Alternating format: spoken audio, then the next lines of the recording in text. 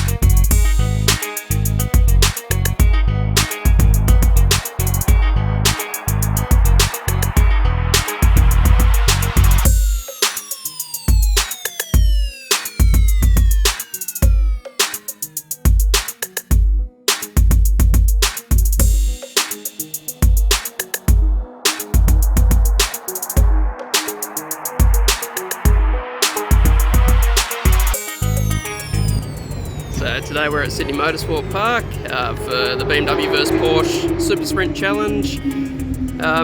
Haven't been up here for a couple of years, but last best time was a 149. That was when we were making about 215 kilowatts. Now we're about 330 kilowatts at the wheels. I got some new tyres and a few other bits and pieces. So let's go race some Porsches and see how we go. Aiming for probably 146, maybe 147 today.